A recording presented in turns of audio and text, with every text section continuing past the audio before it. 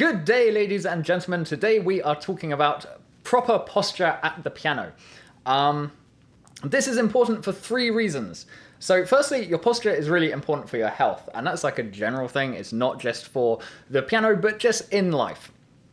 So we're going to be talking about how to have a healthy posture for your back as you practice. Secondly, it relates to technique. So your technique is going to be better if you have a good piano posture than if you don't. And thirdly, just aesthetics. I mean, you're just going to look better if you are sitting properly at the piano. So I'm going to run you through a few pointers on how you should look and how you should be poised during your piano practice. Okay, so number one, we're going to talk about seat position. So I think what comes naturally to most beginners is they tend to sit really, really close to the piano. Like literally like this. They are right tucked in there. And it kind of makes sense. They want to be able to see everything they're doing. They want to see their fingers and they want to see the notes they're pressing. So they get in really nice and close. The problem with this is you have very little freedom of movement. But secondly, it really limits your field of view. So you want to get right back. I like to sit quite far back, and then I like to sit on the edge of my seat because that maximizes my movement, freedom of movement. It also gives me an excellent field of view. So if I'm looking at the middle of the piano, I can just about see in my peripheral vision, I can see the lowest notes and I can see the highest notes. Yeah, sit back. It will improve your just general ability to move freely and be accurate. Number two, we're going to talk about feet. I think this gets ignored sometimes, but what your feet is doing is quite important. What you want to do is have one foot planted on the ground and one foot on the pedal. Sometimes you'll need both feet on the pedals. That's fine too. You can still use that for stability. But on the whole, I think most of the time you're probably going to have one foot on the ground, one foot on the pedals. This is important because your feet support the rest of your body. So you have a sort of stronger structure moving throughout your core if your feet are on the ground. It allows you to put more power into your playing because basically you put your upper body weight into the keys. And as you do that, the forward movement is kind of, that kind of pushes you towards the piano, and you need your feet to counteract that force. So you don't just go face first into the keys. And it just improves your balance. Now, it sounds super obvious. You might be thinking, where else would I put my feet? But you'd be amazed what I see. A lot of children like to sit. I can't even do it, but they like to sit cross-legged on their seat like this. And if you imagine trying to hit the keys hard, you're just going to fall off. You're going to sort of lean forward and topple off. I also see this a lot. You get, like, they put their feet around the legs. I guess maybe it's comfortable. You don't want to do it. Resist the urge. You want to have your feet planted. Now, if you are fairly small, you might be in a situation where your feet don't reach the ground. I have some very young students have this issue. Honestly, it's not a big deal. At that point, you have so much to learn. It doesn't really matter that you can't get, maximum force into your playing. But if you do happen to be really advanced for your age, there are such things as pedal extenders. But you could even just have like books or a crate or a box or something under your feet to give you that support. But honestly, if you're that young, don't worry about it. Right, next, my next point is just sit straight. This is surprisingly hard to do, I've noticed. The reason being, it just takes a lot of energy. You get tired. So it's very easy to, as you're going into your practice, you might start sitting straight and then gradually over time, you start to slouch. I see it a lot and it is understandable because you get tired. But try to remind yourself, just stop occasionally and think, am I sitting straight? No, okay, let's sit up. Because that is going to build up your back muscles, which is going to just be helpful in life in general. It's going to improve your stance. You'll walk more straight. And, as we get older, it's going to just give us some extra support in our back. So sit straight. It looks nicer as well. I would like to point out, when you watch professional performers play the piano, you very often see them like bending over like this. But that is not because they have bad poise or technique. That is a creative choice that they've made. When they practice, they are probably not hunched over like this. They are just doing that to really get into the music and really express it. Like, so maybe you're playing something, trying to think of an example.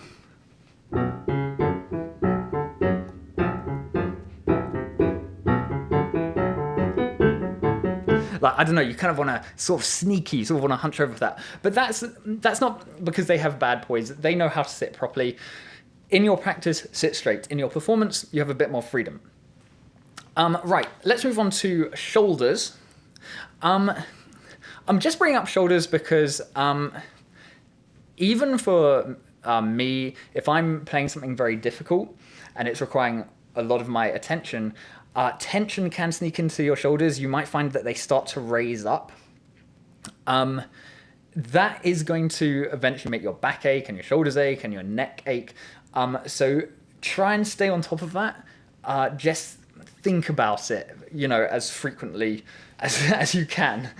Just make sure your shoulders are relaxed as much as possible. You should be able to roll them at any point.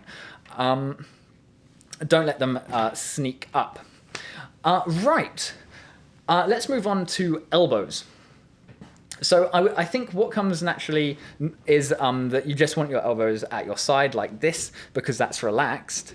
The problem is that inhibits your ability to move freely. And there's a difference between if you have your elbows at your side and you have to reach far notes, you end up kind of pointing at an angle, so your hand hits the keys at an angle. You don't want that. You want your elbows out and you can lean. That's how you want to reach those far away notes. Your elbows should be out to improve your reach and to reduce wrist strain by helping keep your wrist straight.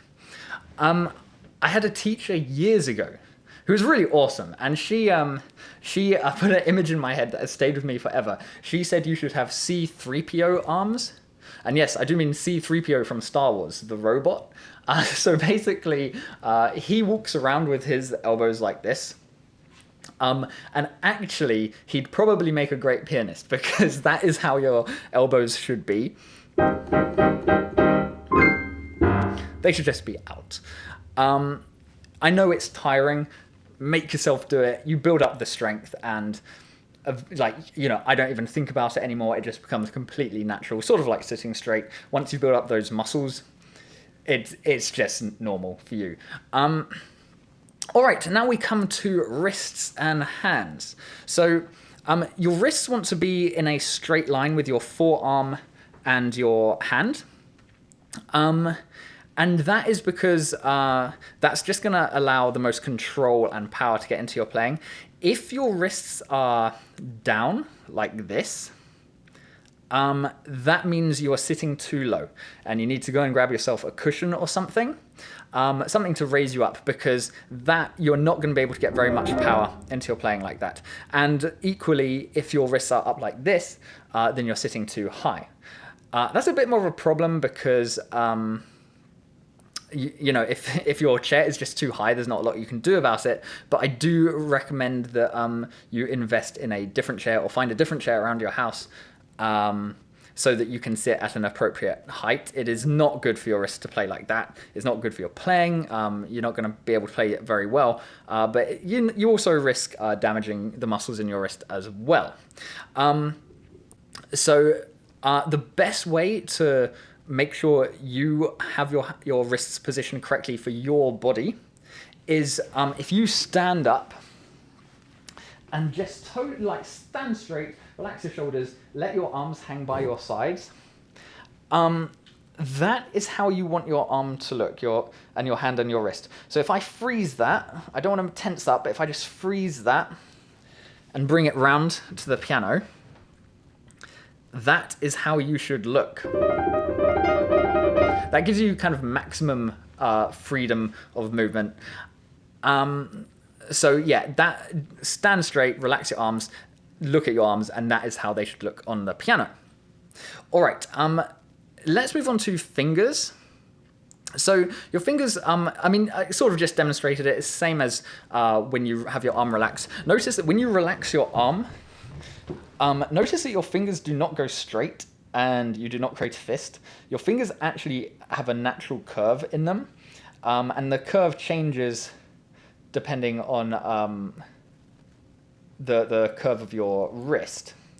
But you want a nice curve, and the reason is this gives you, it helps you move your thumb around. So obviously a really big deal in piano playing is turning your thumb under. So that's this movement, when your thumb comes under, and you're going to have to do it in all the scales and most melodic passages you play. So you need that curve to create a little archway for your thumb to move around. And the curve also lets you get more strength into your playing. If they're flat, it is much harder to play with power. Something I hear people say quite a lot is you should imagine that you are holding an orange. And yeah, that works too. So a bit of mime helping us out here. Imagine you're orange, and then put your orange on the piano. That just seems like quite a popular way of thinking of it. My last point is a little bit general, but my last point is relax. Always be relaxed. If you ever watch a dancer, they look super graceful. And that is because they are only using the muscles they need to use. Everything else is as relaxed as possible. They are conserving energy and they're using their energy as efficiently as possible. And you should be the same on the piano. Only use your muscles where you have to. So basically, as you're playing, your fingers should be loose and bouncy, and you should be able to bounce up and down like that. So if everything is going well, you should be able to do like a little dance with your hand like that.